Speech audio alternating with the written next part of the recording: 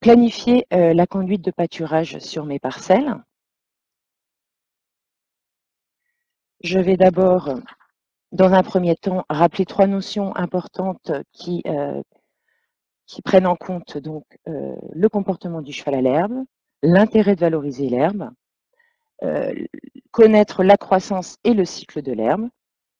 Et puis donc dans une première partie, j'aborderai quelles quantités de fourrage sont à prévoir et donc les surfaces en foin ou en autre fourrage, pour ensuite préciser dans une deuxième partie le type de conduite et les surfaces à prévoir en fonction aussi des stocks de fourrage produits ou non. Et enfin, ce qui nous permettra d'établir un bilan des surfaces en herbe utilisées, et je prendrai un petit exemple avec un certain nombre de catégories de chevaux pour ensuite présenter ce qu'il faut retenir. Donc un petit rappel sur le comportement du cheval à l'herbe. Le cheval pâture de façon hétérogène, donc tout le monde le sait. Il exploite des couverts ras. Il recherche en fait de l'herbe riche en sucre et en protéines, et il va délaisser des zones dites de refus. Alors ces zones, elles sont de 2 ordres.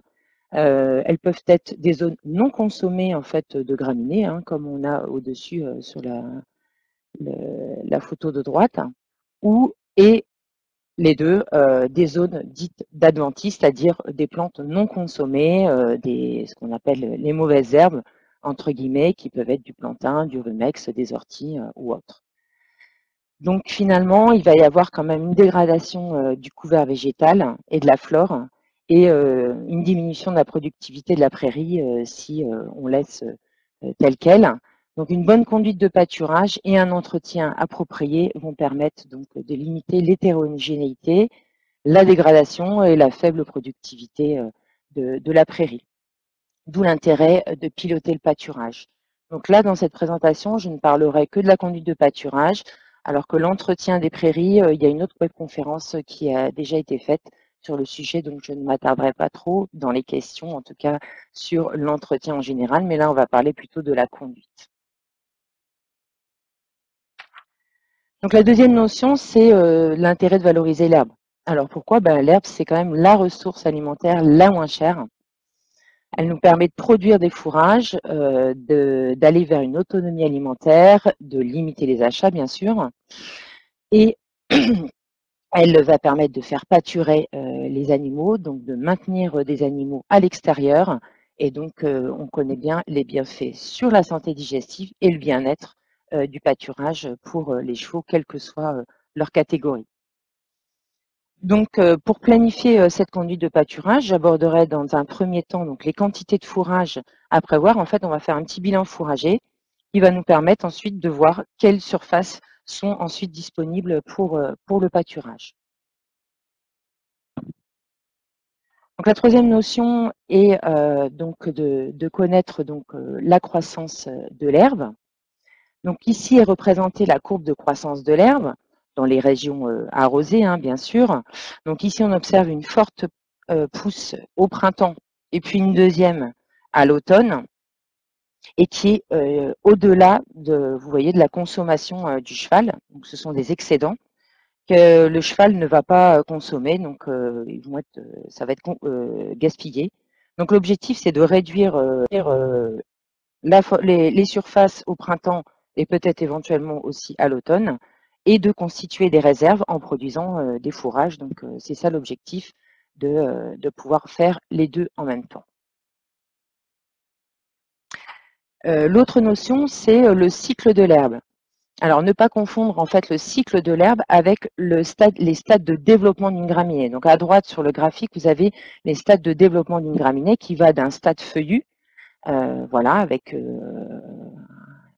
une plante qui est que en feuilles, jusqu'à un stade floraison où on a donc une plante épiée. Le cycle de l'herbe, lui, il correspond à son exploitation. Donc, une exploitation, c'est quoi? C'est une période de pousse, donc du démarrage de la végétation ou d'une fauche précédente ou la sortie des animaux précédents, et la période d'exploitation. Donc la période d'exploitation, c'est quoi? C'est soit le pâturage de chevaux, donc la présence d'animaux sur la parcelle, soit de la fauche sur la parcelle donnée. Donc, selon le climat et la région et des conditions pédoclimatiques, on peut exploiter 3 à 8 cycles de pousse de l'herbe si on gère bien le pâturage ou une alternance fauche-pâturage d'ailleurs. Par contre, donc, si on fauche les épis, un nouveau cycle repart. En revanche, si on laisse épier, eh bien, la plante s'arrête de pousser. Ça, c'est la grande majorité des cas pour les graminées. Alors maintenant, je vais passer donc à mon petit exemple. Ici, dans cette première partie, on va essayer de calculer la consommation de fourrage à prévoir en hiver pour déjà prévoir les surfaces de fauche. Donc là, j'ai pris 3 exemples. Un cheval de 550 kg à l'entretien, une poulinière gestante de 600 kg et un poulain de 18-24 mois. Voilà, donc là j'ai reporté, d'après les références INRA, les quantités ingérées en kilos de matière sèche par jour pour la première ligne. Donc le cheval de 550 kg, il est à 10,5, donc ça c'est des références INRA. Hein. La poulinière gestante, dans les premiers mois 7, 8, 9, elle est à 10,5, ensuite elle passe à 12,5, et le poulain, il est à 12,5. Je l'ai transcrit en brut, donc je divise par 0,85 parce qu'il y a 85% de matière sèche par kilo brut de foin. Donc on obtient donc une valeur brute de 12,4 pour le cheval 550 kg, la poulinière 12,3 puis 14,7 et le poulain 14,7. Ensuite, dans ma troisième ligne, en vert clair, je reporte en fait pour la période, j'ai prévu pour une période de 5 mois, de novembre à mars. Donc je multiplie par le nombre de jours, 150 jours, je vais rajouter 20% de sécurité. Et donc je calcule pour chaque catégorie de cheval, finalement, quelle est la quantité brute nécessaire ici de foin. Donc en gros, on est entre 2 et 2,5 et un peu plus pour le poulain. Donc ici, je prévois, donc j'ai pris comme exemple quelle surface à prévoir. Donc j'ai pris dans la catégorie du cheval à l'entretien, j'en ai pris 5. Donc j'ai pris un exemple, 5 chevaux à l'entretien, donc je reporte mes 2,23 tonnes que j'ai calculées tout à l'heure. Une poulinière gestante de 38, un poulain de 18 mois de 65, ce qui me fait au total un besoin de 16,2 tonnes de brut. Je le retranscris en kilos de matière sèche, en tonnes de matière sèche, ça correspond à peu près à 14 tonnes de matière sèche. Et donc, j'essaye de prévoir par rapport à mes surfaces de fauche. Donc, je fais une moyenne de rendement autour de 4 tonnes de matière sèche par hectare. C'est une récolte moyenne sans fertilisation. Donc, 14 tonnes divisé par 4, ça fait environ 3,5 hectares de surface à prévoir. Et donc là, j'ai reporté sur le petit parcellaire, puisque vous verrez que je vais reporter aussi les surfaces pâturées.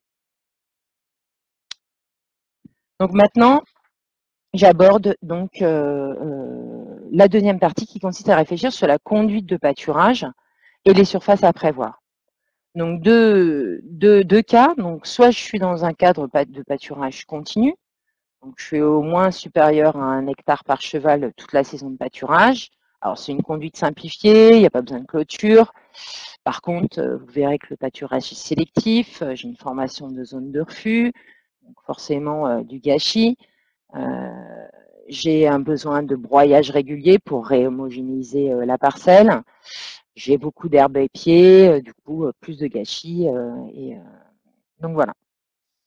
Dans un deuxième système, dans le cadre d'un pâturage tournant, là on va plutôt être sur 1/3 à 1,5 hectare par cheval. On reverra en détail pour les catégories de chevaux tout à l'heure, au printemps. Et on augmente la surface en été puisque le cycle de l'herbe se rallonge. Donc là, on a une conduite qui est plus précise en fonction de la pousse et de la consommation de l'herbe. L'herbe est maintenue au stade feuillu, il y a moins de formation de refus. Par contre, il faut sortir les animaux à temps pour éviter le surpâturage. Donc c'est un pilotage qui est plus précis de l'herbe.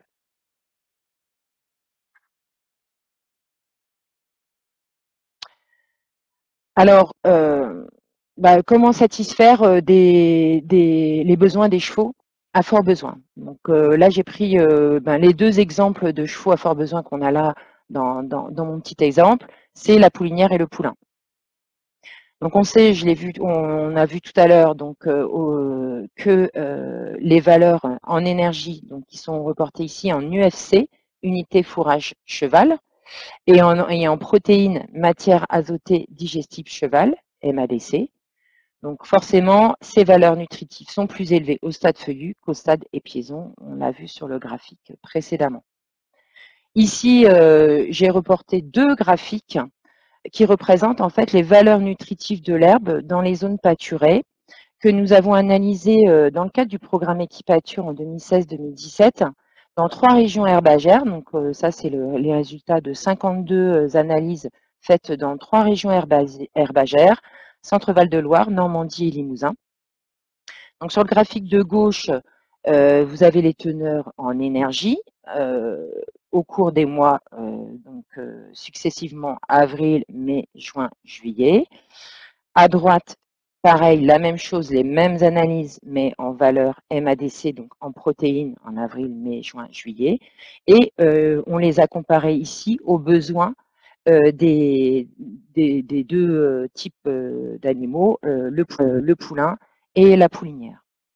Donc on voit ici que lorsque l'herbe est au stade feuillu, donc là on est bien sur des analyses sur des zones pâturées, et donc pas pris dans les zones de refus bien sûr.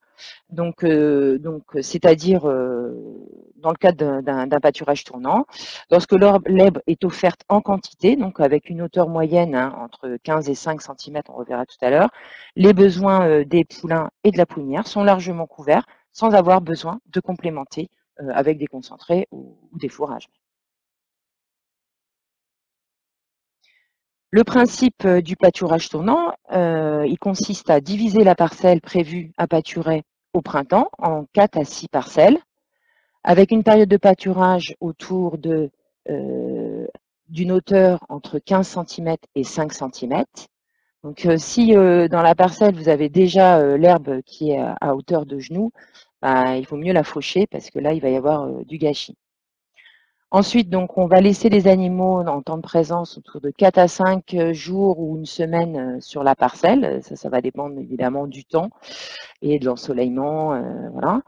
Et avec une période de repos autour de 18 jours par parcelle, enfin par sous-parcelle, bien sûr, et qui va se rallonger en été autour de 36 jours pour laisser une repousse qui est beaucoup plus lente.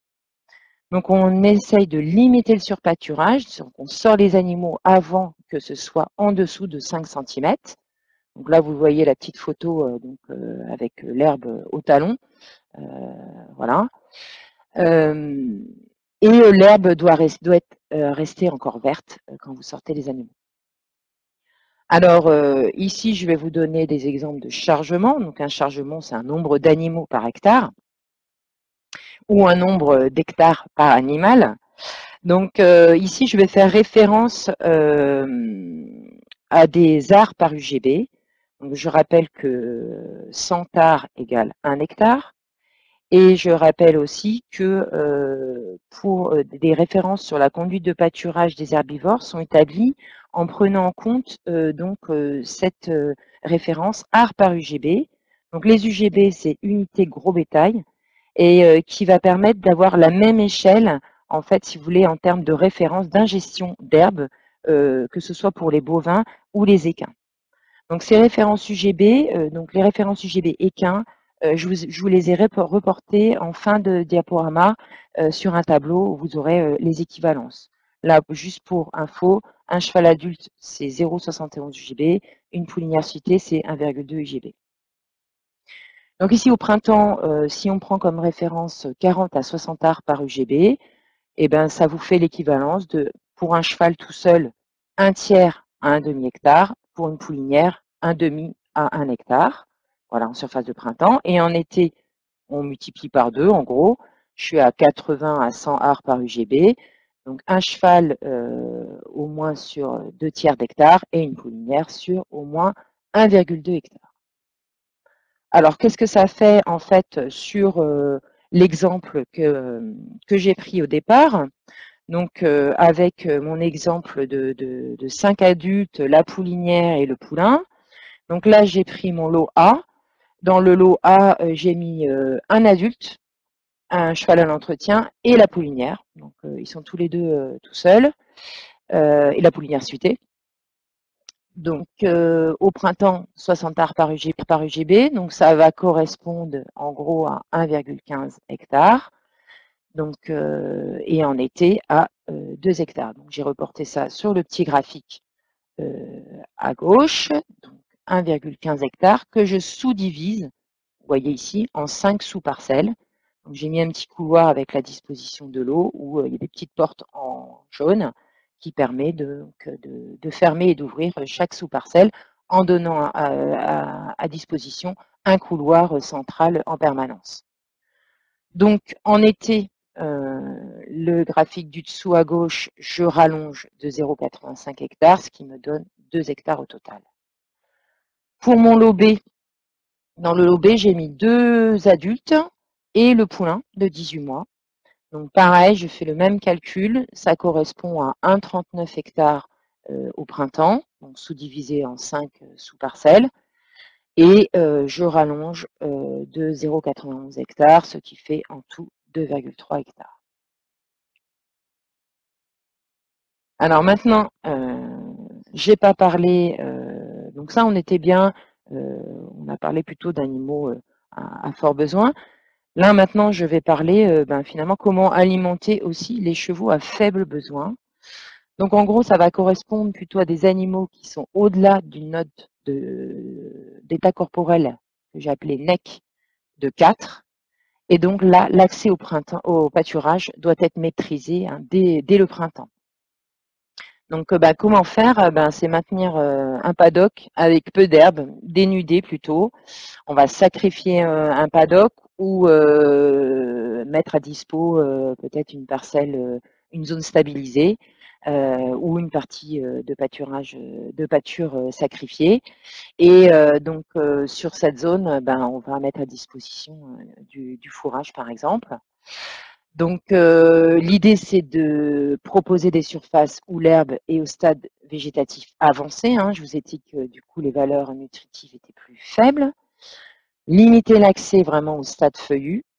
Donc plus le stade est feuillu, plus c'est riche. Et donc et si vous mettez sur des zones qui sont en repousse, forcément c'est plus riche en énergie, en sucre et en protéines.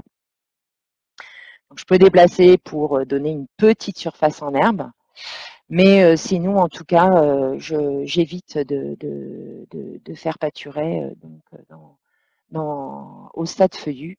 Et donc, je vais plutôt apporter du fourrage de qualité plutôt fibreux. Donc là, dans mon exemple, il me restait 2 chevaux pour lesquels j'avais pas prévu de surface. Donc mes 2 chevaux, entre guillemets, obèses supérieurs à 4, c'est mon lot C. Je leur prévois un petit paddock sacrifié. J'ai prévu une surface au moins de 300 mètres carrés par cheval parce que c'est en fait c'est la référence que l'on trouve dans la bibliographie qui dit que au-delà, en dessous de 300 mètres carrés par cheval, on peut avoir des comportements agonistiques, d'agression. Et donc, quand on a au moins 300 mètres carrés, on a quand même un espace suffisant pour avoir un déplacement libre, voilà, entre chevaux. Donc du coup, j'ai mon petit paddock qui fait finalement 2000 mètres carrés ou 0,2 hectares. Et donc maintenant, je vais reporter le tout. Je récapitule toutes les surfaces avec les 3 lots. Donc, là, vous avez l'ensemble du parcellaire en haut au printemps, en bas en été. Donc je récapitule. Donc le lot A, il est avec mon petit cheval bleu. Donc au printemps, il a 1,15. Je rajoute et il passe à 2 en été. Donc vous voyez l'extension sur le graphique d'été au-dessus. Donc, du coup, j'ai mis le petit cheval bleu à cheval sur les deux surfaces. Pareil, mon lobé, il était sur 1,39 au printemps, il passe sur 1,39 plus 0,91 comme j'ai prévu tout à l'heure. Mon locé, ben, le pauvre, il est sur mes 20 arts là, donc j'étais sympa en été, je lui ai rajouté un 0,2. Et puis j'ai les surfaces de fauche, donc au printemps j'ai mes 3 parcelles là, 1,74, 0,91, 0,85. Et puis en été, je récupère des surfaces pour rallonger mes surfaces de pâturage pour mes 2 lots. Et j'ai quand même un 54 de sécurité qu'on pourra utiliser soit pour faire du pâturage si vraiment c'est très très sec, pour allonger les parcelles des 2 lots, ou pour refaire une deuxième coupe éventuellement en fin de saison. Donc finalement, j'ai 7,5 équidés, j'ai utilisé 6,5 hectares, stock de fourrage, fourrage récolté compris. Donc ce qu'il faut retenir, hein, il était intéressant de faire un bilan fourrager comme je viens de vous faire l'exemple tout à l'heure pour anticiper la gestion des stocks, achat ou vente de fourrage. Prévoir environ, là, il faut le recalculer, mais entre 2 à 2,5 tonnes brutes de foin là on parle de foin, hein, je ne vais pas parler d'enrubané, mais on pourrait faire le même calcul avec de l'enrubané, par cheval pour 5 mois d'hivernage avec un peu de sécurité. Découper le parcellaire pour faire face à la pousse de l'herbe et limiter le gaspillage par le pâturage du cheval en réservant des surfaces de fauche et en faisant du pâturage tournant, donc c'est plus économe et efficient. Donc pratiquer le pâturage tournant pour maintenir un stade feuillu pour les animaux à fort besoin, c'est bien plus profitable. Restreindre les animaux à faible besoin qui ont déjà une note d'état corporel au moins au-dessus de 4, donc les mettre plutôt dans des paddocks avec du foin fibreux. Et vous voyez qu'ici, 1 hectare de prairie, alors attention, on parle bien en région herbagère, arrosée, hein, bien sûr, je ne parle pas des régions extrêmes en en région PACA ou autre. Donc là, 1 hectare de prairie permet de satisfaire les besoins des animaux, du cheval. Et on est bien d'accord, c'est pas 1 hectare de pâturage, mais là, c'est bien 1 hectare de prairie va permettre du pâturage plus la récolte de foin pour ce même cheval qui va permettre de la fourrager pendant 5 mois en période hivernale. Et puis donc réaliser un entretien approprié permet de maintenir une prairie productive. Et ça, vous avez une autre webconférence hein, qui correspond, qui va vous permettre de décrire donc l'entretien des parcelles en général. Voilà, j'ai fini ma conférence. Là, je vous mets pour en savoir plus quelques fiches Wikipédia sur un bilan fourrager. Donc, vous avez le document qui vous permet de faire le bilan fourrager de votre exploitation. Une fiche sur l'agencement des parcelles pour gérer le pâturage tournant, une autre sur la valorisation de l'herbe, un planning de pâturage à disposition, une fiche économique sur nourrir à l'herbe, un guide pratique du cheval à l'herbe que vous pouvez télécharger gratuitement, et puis un poster sur le pâturage tournant. Je vous ai mis ici les équivalences UGB INRA parce qu'il y a beaucoup de personnes qui les cherchent. Donc, je vous ai mis les correspondances ici.